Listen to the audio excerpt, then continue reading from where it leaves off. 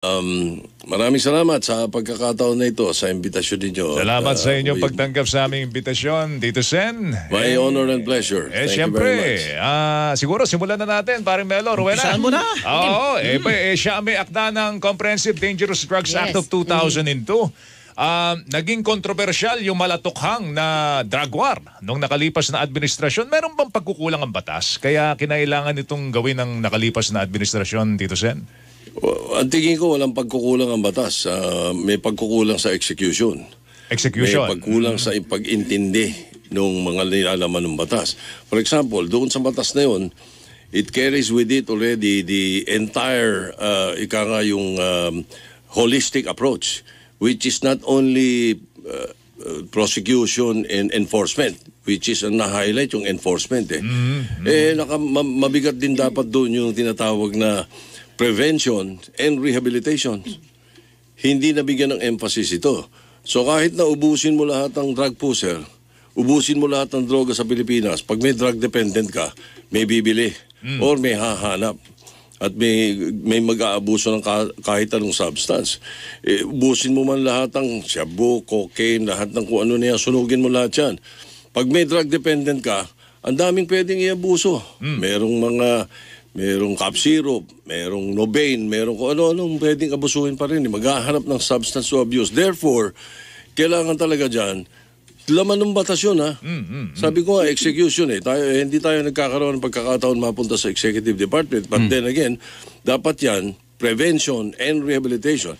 Prevention, how do you do that? Grade 5, grade 6, dapat meron ng drug abuse resistance education program. Yun ang pinakamahalaga, hindi ko ano-ano mga programang naiisip. Itong kasalukuyang administrasyon, nakikita nyo bang may pagkukulang din sa kanilang paglaban sa droga? Kasi ang bintang bumalik daw ang droga ngayon. Hindi, ganun pa rin to. Kailangan dito, mabigyan ng emphasis yung dalawa pang, hindi lang enforcement and prosecution. Kailangan bigyan ng emphasis yung rehabilitation. Sapagkat sa ngayon, itong mga nakaraang panahon, and up to now, sa bagay ngayon, hindi ko pa naalala, hindi ko pa naiimbestiga kung ano nangyayari sa rehabilitation. Pero it should be under the Department of Health. Hindi priority sa Department of Health ito. Hindi po ba nabibigyan ng pondo, Senator, yung prevention and rehabilitation? Meron dapat yun Kaya again, also, siguro may mga pagkukulang pagdating sa funding. Hindi nabibigyan ng priority din pagdating po sa funding. So, yung tinatawag na oversight function ng Senado at ng Kongreso ay dapat madiin. Okay. Dapat yun ang nangyayari. Parang yun nangyayari doon sa mga issues ngayon tungkol sa confidential funds. Yung intelligent funds na tinatawag. Yun, itatanong ko yun. Ano yun panahon namin ni Senator Lacson, nung nandoon kami, meron kaming resolution na pinasa sa Senado, which is dapat madiin ang pagmomonitor ng Kongreso doon sa paggamit ng confidential and intelligence fund. May oversight. Dapat. So, habang nangyayari yan, naiimbestigahan na. Hindi yung pagkatapos na, tsaka tayo nang huhula kung paano ginasta. Pero, Senator, dun sa Senado, nung kayo nandun, nagka-problema ba kayo dyan?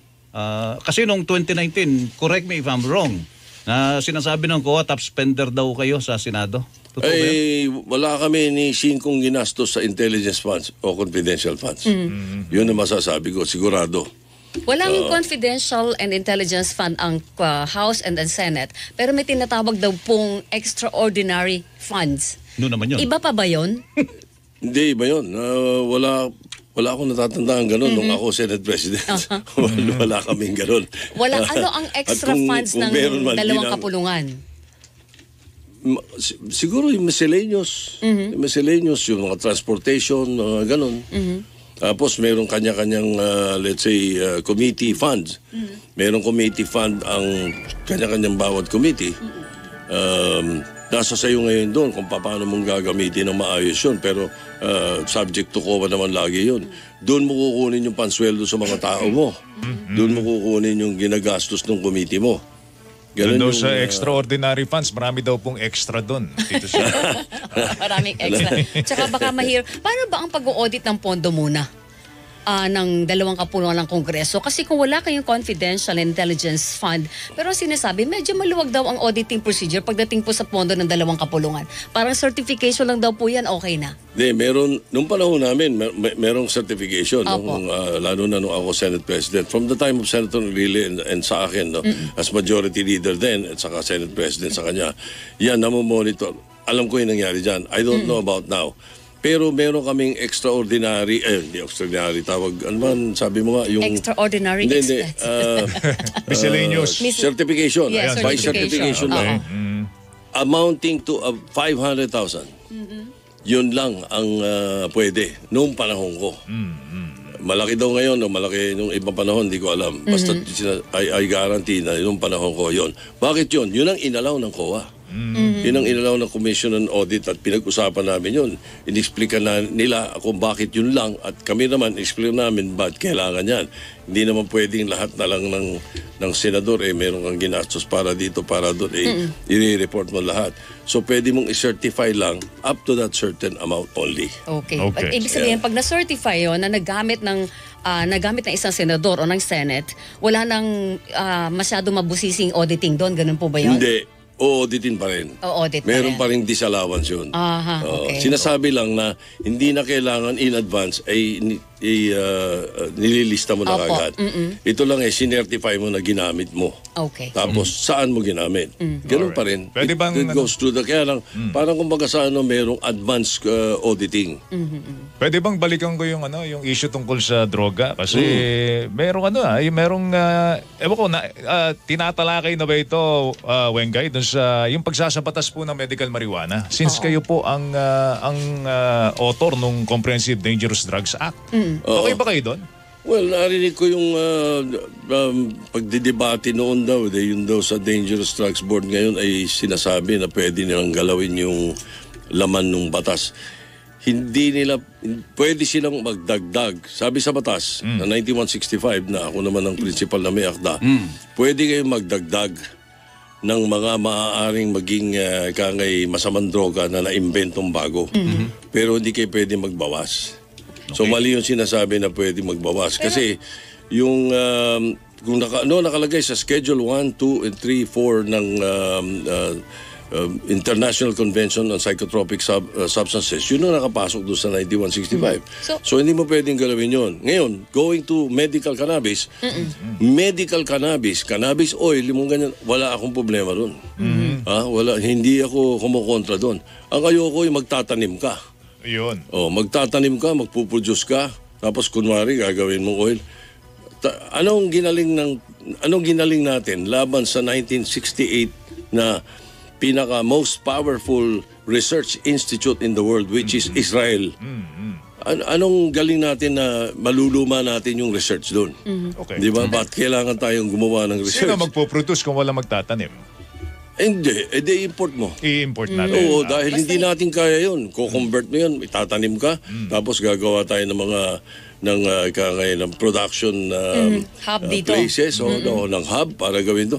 Alam mo na ang mangyayari. Pero pwede po Hindi bang ba? halimbawa isa batas mo medical marijuana pero nananatili siya doon sa regulated substance under the law ng Comprehensive Dangerous Drugs Law? Hindi ba magkasalungat yon? Kung medical cannabis at medical cannabis oil nga pag-uusapan, sa ngayon, hindi ko maintindihan kung bakit konti ang nakakaalam. Pwede naman nilang gamitin Nandun sa 9165 Meron dong tinatawag na compassionate use provision. So May hindi, compassionate use provision, paalam ka sa PIDEA. May certification ka ng doktor, kailangan ko ito. Ganitong droga, itong ganyan-ganyan.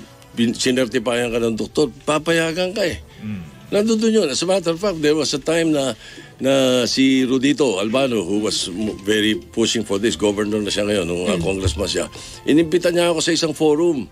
Tapos nandun yung mga magulang ng mga bata daw na nangangailangan at makikinabang sa cannabis, medical cannabis oil. Sabi ko, inexplika ko nga nagulat sila na pwede pala Ngayon, sa batas ngayon, pwede.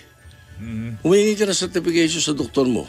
na kailangan mo. Hindi na kailangan Hindi na ng hiwalay na kailangan ng batas. bagong batas. Hindi kailangan. Hindi kailangan. Alright, Okay, sige. Senador, ito naman tayo doon sa edukasyon naman. Oo, alam nyo naman yung budget ngayon ng edukasyon ang siyang mainit, ano ha? At medyo nabawasan. Yung sinasabi gano'n. Bukod po sa mga kakulangan sa mga silid-aralan, mga budget, etc., lumabas din sa pag-aaral, maging ang quality ng education natin bumaba. Ano ba talaga ang problema po natin? Meron ba tayong kailangang legislation pa dyan, Tito Sen, para May K-12 pa nga tayo. mapaganda natin yung kalidad?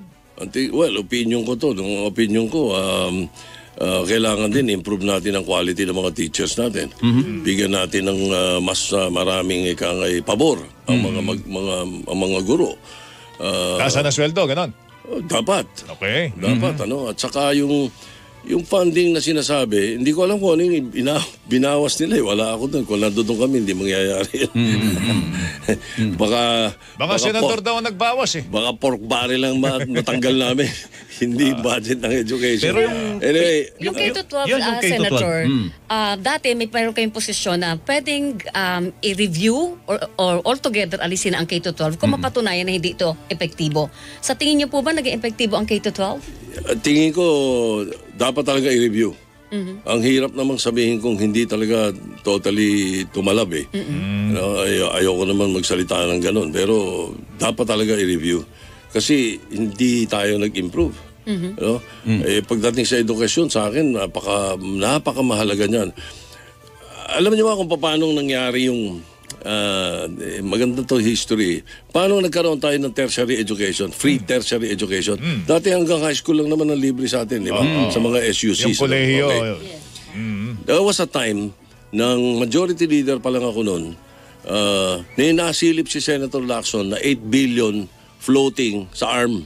Wala pang BARM noon. ARM.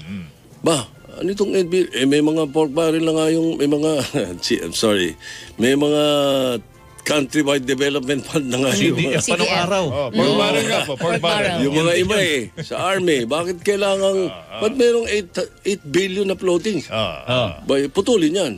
Sabi ni Ping sa akin, alisin mo. O saan ba alisin natin? Teka, saan natin ilalagay? Yun, Diba? binigay Okay. sa edukasyon. Yes, naisip namin, ang nag-suggest niyan, give credit where credit is due. Si Ralph Recto. Sabi niya sa akin, ba't di mo lagay sa education? Sabi niya sa akin. Oo nga, no? Sabi ko, ilagay na natin. Free tertiary education na. Kasya. Doon nagsimula yan.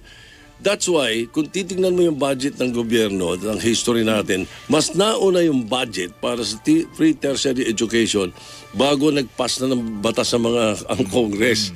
Sapagkat nang ginawa ngayon Sa ng mga budget kasama na. namin, nagawa sila ng bill na i-free tertiary education sapagkat may budget, may pera doon sa GAA. Ngayon naman, ang sinunod ko, yung medical scholarship. Dahil sa tingin ko, kulang na kulang tayo sa doktor, lalo na nung pandemic. Doon talagang naging obvious na kulang sa doktor. Kaya naipasok ko yung free medicine proper. Yung doktor para sa bayan. Yung, ako talagang principal author nun. At saka gusto ko talagang maging dumami ang doktor sa Pilipinas. At hindi... Ano yan, bawal silang mag-ibang bansa muna. Bibigyan sila ng dapat na panahon na Nandito maging sila. doktor sila dito, magsilbi muna sa bayan. Correct. Bago Ilang sila taon umalis. Nandun sa batas. Libre pag-aaral. Libre tuition, libre may allowance ka, libre lodging, libre mga libro. Nasa batas lahat yan. Bakit Ang kayo marami na ngayon. As a matter of fact, ito yung pang-4 na taon, papunta nga ako ng Cebu. Dahil yung Cebu Normal University, sila yung first, yung pilot na may mag-graduate ngayon na 50, kung hindi ako nagkakamali, na mga doktor. Anong kapalit nun, sir? Ilang taong magsisilbi? Ka muna, hindi ka pwede mag-abroad. Dito ka muna when? magsilbi. 4 years. 4 years. 4 years ka na dapat nandito ka lang. Hindi ka pwede mag-abroad. Kung mag-abroad ka, nakalagay din doon sa batas. Ibabalik mo lahat ng ginastos ng gobyerno sa iyo. Ayun. Yun. Yun ang bayad sa Pero syempre, aral ng libre. Paring Melo, Rowena, ang gusto natin dito na sila magsilbi ng tuluyan, di ba? Oo, correct. Wala na yung kondisyon na 4 na taon ka rito, tapos pwede ka na umalis.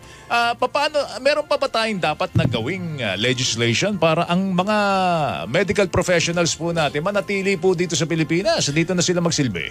Ganun pa rin. Pareho rin ang gusto natin mangyari sa mga teachers. Dapat lumaki income eh. Dapat gumanda income Pero nila. pa rin, usapang salapi pa rin, Napakadaming pagkakataon na pwede. Mahirap, ang hirap mamintas eh. Pero napakadaming pwedeng gastusan eh.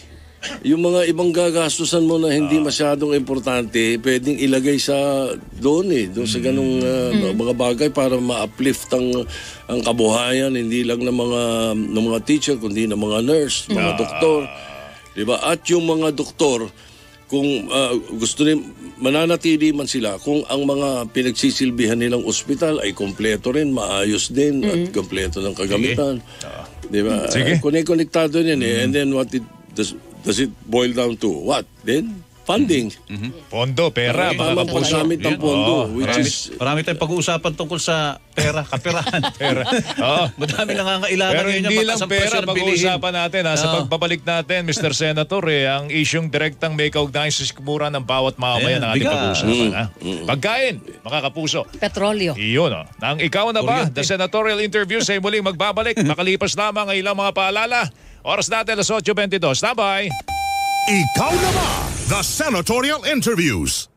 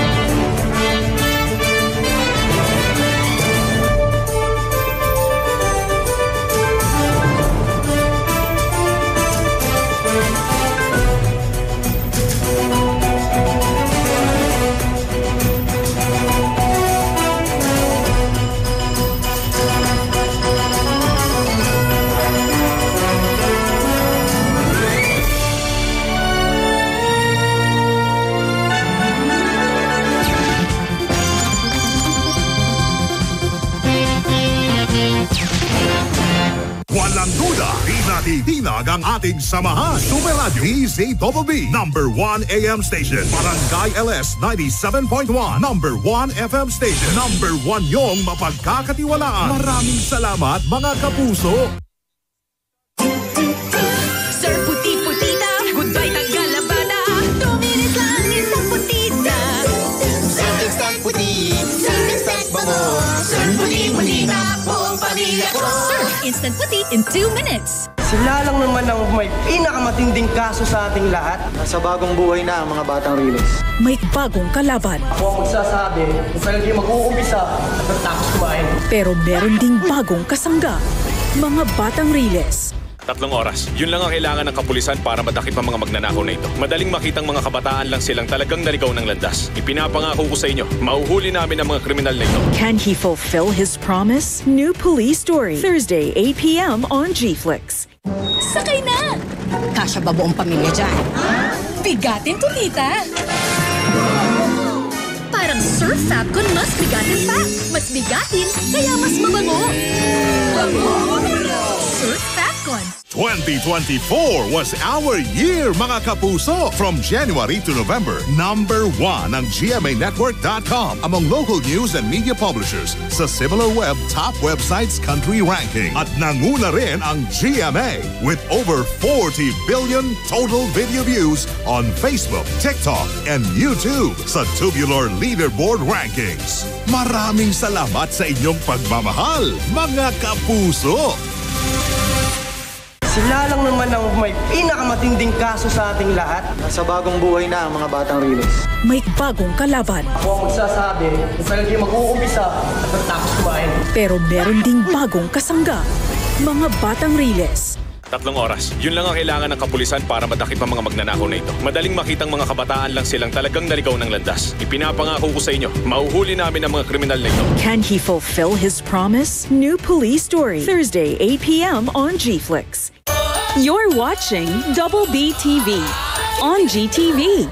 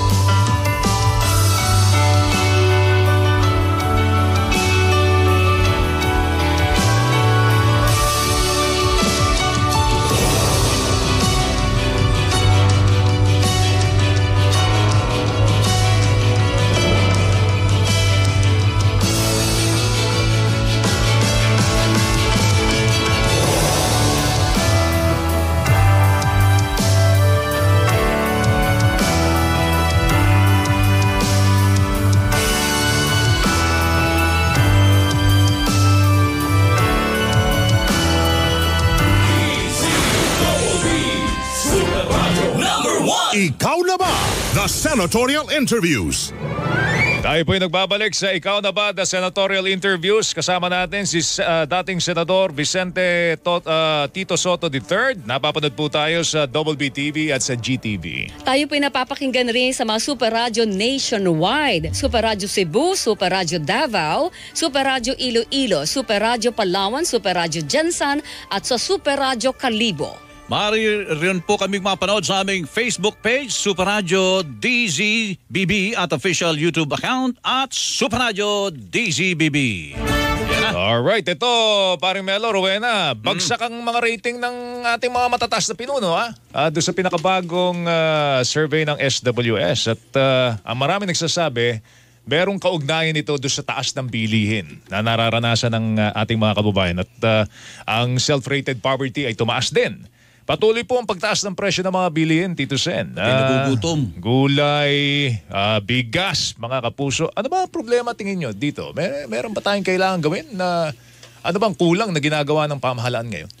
Noong nasa Senado ko, yung Committee of the Whole ang kinunbin ko para imbestigahan yung Department of Agriculture, remember? Dahil sa rampant smuggling, proliferation of kung ano-ano mga technicalities, rampant yung technical smuggling. So, lahat ng report na lumabas nun, may mga nakasuhan, ha? Lahat ng report na yun, sinamit ko kay President Marcos, kay Bongbong, kay PBBM. Ngayon, kaya nga nung magtapos namin mag-usap na binigay ko sa kanya yun, natutuwa ako na nung una niyang ginawa, siya muna nag-Secretary of Agriculture. Diba? So, hopefully, para ma-trace out nga yan at saka ma-weed out yung mga may mga pangalan ba kayong binigay yung mga smuggler doon? Oo, meron. Listahan yun, may listahan. Meron, may listahan. Binigay ko sa kanya. Pati yung listahan ng mga smuggler. So, sa ngayon, hindi ko naman nakikita yung mga pangalan na yun. Ibang mga pangalan ngayon? Kasi may mga kaso. Hindi na siya sila players. Hindi. Mukhang hindi na sila mga players ngayon. Iba yung naririnig ko. Pero ito, naririnig ko lang. I'm out of government. So I cannot say so. Pero meron, meron kasi kami mga proposal tungkol dyan eh. Lalo na pagdating sa bigas eh. Matagal ko na sinasabi to, pero ang sumunod na una nito yung si Governor Hubahib ng Davao del Norte. Ano, ginagawa din ngayon to ng Misamis Occidental ni Governor Waminal.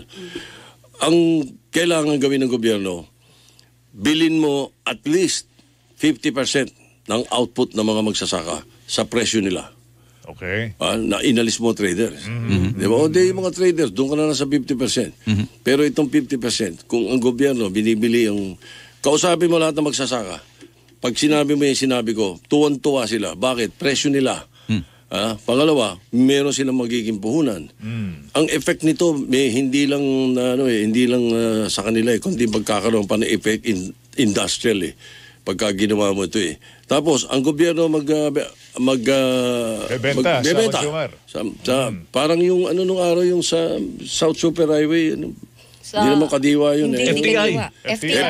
Parang gano'n. Lagyan mo lahat ng probinsya ng FTI. Ginagawa ngayon sa Davao del Norte. Yan, paimbestigahan ninyo.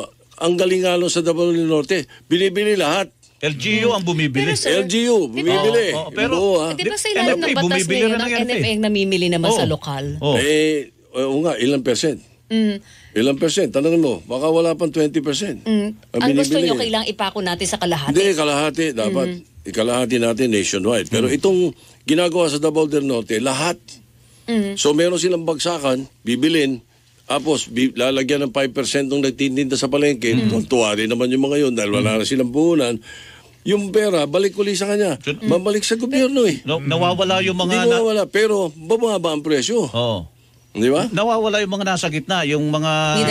Middleman, 6 na layer daw yan. Mayayaman na yun doon na lang sila sa 50%. Sir, dati, kung hindi ko nagkakamali, no Senate President kayo, parang nagtiwala kayo na yung rice tarification law makakatulong para magpababa ng presyo ng bigas. Anyari? Bakit hindi siya nagtagumpay? Meron kasing nakalagay doon, kaya kami pumayag, merong nakalagay doon na 10 billion na ibibigay sa mga magsasaka. Yun yung subsidize. Naibigay naman daw po yun sa ilalim ng batas na ibigay daw yung pondo na yun. Kaya tinaas pa nga ngayon sa panibagong amendment, ginawang 30 billion. And yet, ang hina pa rin po ng produksyon. Nasaan ang problema doon? Yan ang magandang tanong, hindi ko kaya sagutin. Dahil hindi ko alam kung ano nangyayari ngayon sa kanila. No? Kung nandiyan ako, maaaring masasagot ko yan. Masasabi niyo ba na palpak yung implementasyon o pumalpak yung rice tarification law, Senator? Pumalpak ba yung rice tarification law?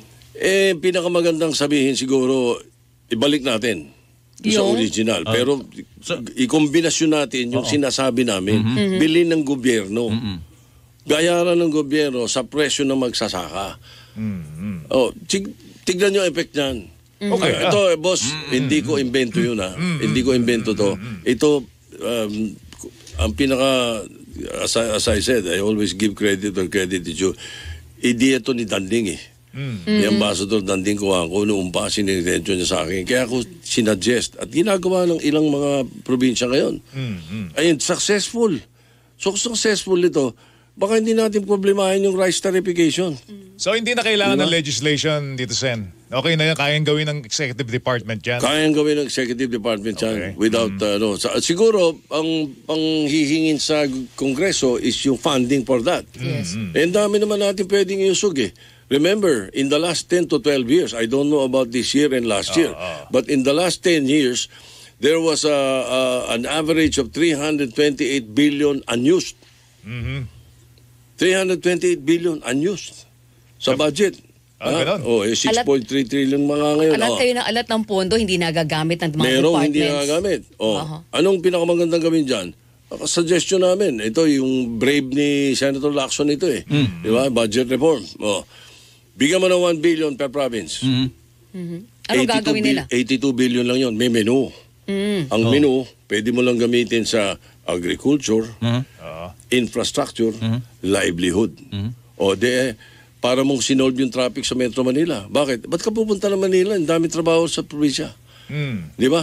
Di kayo kasama, hindi ka napupunta ng Leyte para mahanap ng trabaho. Meron. So 1 billion nga eh. Oo, doon na sila, wag na sila lumuwas dito. Ang daming trabaho. Sigurado Granting. yun, bawat probinsya. Granting, Senator, na hindi magiging pork barrel ng LGU yung bandili. Hindi, kaya nga may menu eh. Kaya may menu. Ano? At saka sa probinsya mo ilagay. Yun. It's practically federalizing the government without changing the Constitution. Yun ang hinahabol ng federalism. Pero may sarili. Na yung budget, sarili nila, hindi sila nagmamanyawat sa mga congressman, sa mga senador at sa executive. Parang lahat devolved. So magki-create pa ng economic activity doon sa lugar na yon. Precisely. Oo, pero matraffic daw na sa probinsya rin. Senator, may problema pa rin sa baha. Pero yung mga taga Batangas, hindi pupunta ng Cavite para maghanap ng trabaho dahil meron sila. Hindi pupunta yung mga taga Quezon sa Camarines Norte dahil meron din sila. Mahal din daw ang kuryente sa probinsya. Ayun, ako, kuryente. Sabihin mo nga yung kuryente, pare. Ano ba yung kuryente na yan? Kasi nga po, yun ang problema natin ngayon eh. Ngayon sa balita sa Senado pinag-uusapan bakit ang tanong bakit mas mahal ang residential rate kaysa commercial rate ng kuryente natin ngayon? Nakakatulong ba ang mahal-mahal na nga ng mga bilihin natin? Anong sinagot ng tinanong? Kasi pag commercial daw is for profit. Kaya nga dapat mas mahal yun eh. Sabi ko nga, di baliktad nga. Dapat nga. Kung for profit, di baliktad nga. Dapat yung commercial na mas mataas. Anong ipupush ninyo na legislation doon, Senator, para masasigurado natin na mapapaba talaga natin ang presyo ng kuryente? Kasi parang paulit-ulit na natin naririnig yung lahat ng mga proposals and yet hindi po nagmamaterialize. Pagdating sa kuryente, naku, mabigat yan. I cannot talk off my hat. Hindi ko napag-aralan yung tanong mo na yan. So mahirap. Alam nyo, siguro ngayon pa lang pag-isipan nyo na, Tito Sen, kasi halos lahat ng ating mga kababayan nagre-reklamo dahil nagkakanda-utang sila sa pagbabayad ng kuryente. Tapos next month, hindi nila alam kung paano nila babayaran ulit yung kuryente dahil magkakautang ulit sila. Buti kung ganun lang. Ito na lang pinaghahanap buhay, paring Melo eh. Puputulan ka nga ng 3 araw ka lang di makabayad. May disconnection notice ka na. Kaya nga Diba? Isa sa mga solusyon dyan, taasan natin ang sweldo. Yun. Natin ang income. Taasan natin ang income ng taong bayan. Kaya ba ng mga ng mga employer? Speaking of meron nga akong 14-month pay na batas na pinopropose hanggang ngayon eh. Meron naman safeguard yun eh. Yung mga kumpanya na hindi kaya, pwede naman eh. Ando doon din sa safeguards ng presidential decree na original no 13-month eh.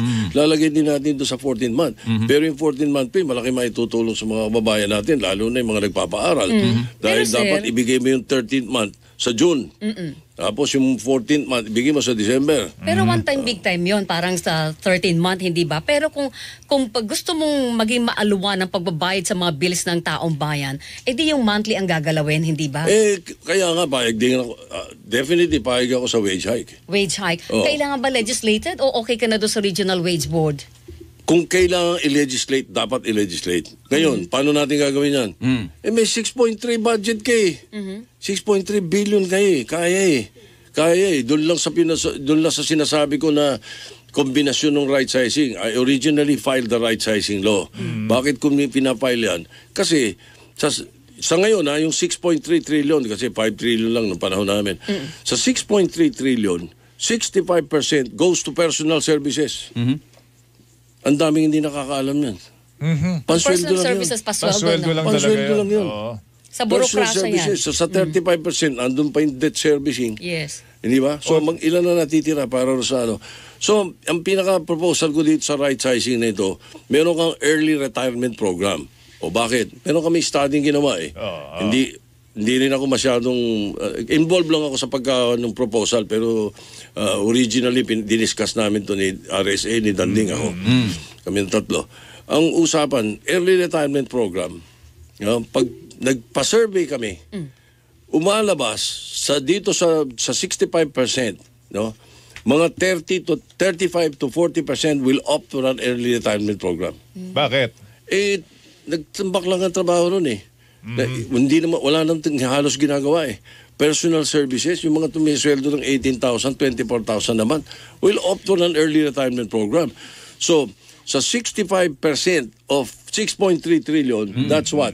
3.5, palagi mo na, 3.5 trillion.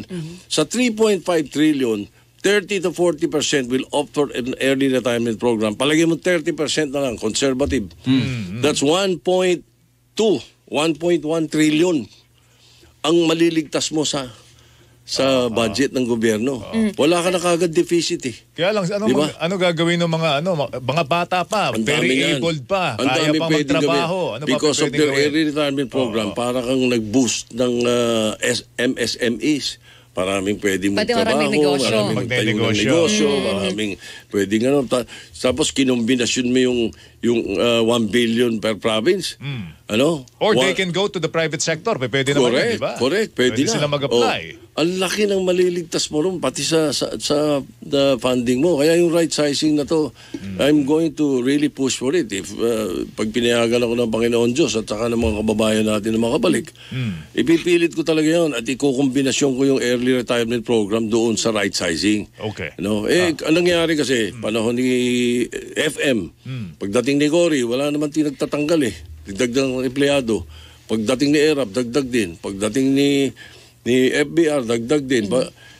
Sakit nating mga Pilipino yun eh. Naaawa tayo, ayaw natin magtanggal eh.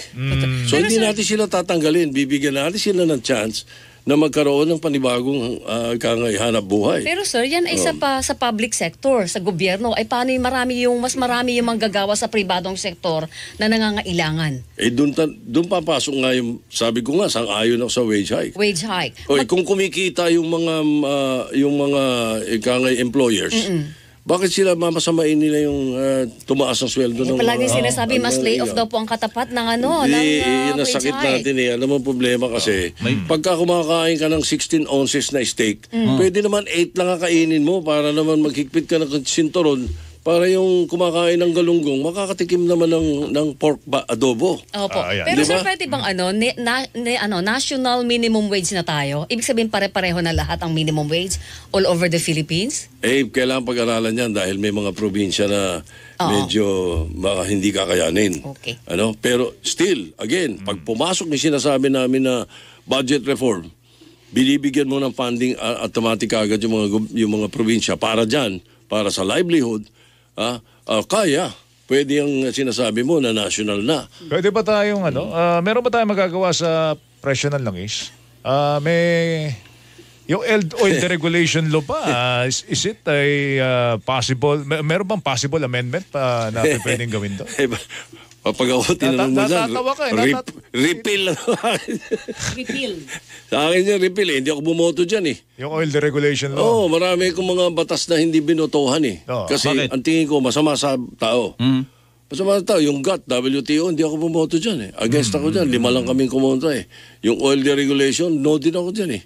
Yung EPIRA, hindi rin ako bumoto dyan. Dalawa lang kami ni Senator Enrile kumontra sa EPIRA eh. May nakikita ka bang paraan para mapababa natin ang presyo ng langis? Kasi nga sinasabi, dikta ng world market eh. Pero meron pa tayong Wala paraan? pong oil eh. Ang dami kasing buwis dyan eh. Lagyan natin absorption capacity gobyerno. Meaning? Alisin mo yung alisin natin yung oil deregulation. Yung ibig sabihin yan, dapat may say ang gobyerno. May regulation. May say ang gobyerno. Ngayon, sabihin ito, sabihin ng Petron, hindi, lulugi kami. Magkano lulugi nyo? Meron ng gobyerno, sasaluhin namin yan. Ganun ang, pwedeng ganun eh. Okay. Sasaluhin ang lugi ng mga kumpanya ng Hindi langis. naman, Mabigat kung yun. pagkukulang nila. Pwede naman tayo mag-usap tungkol sa tax incentives mo. Magbawas tayo. Di ba? Maraming paraan na pwedeng hanapan yan eh. Alright.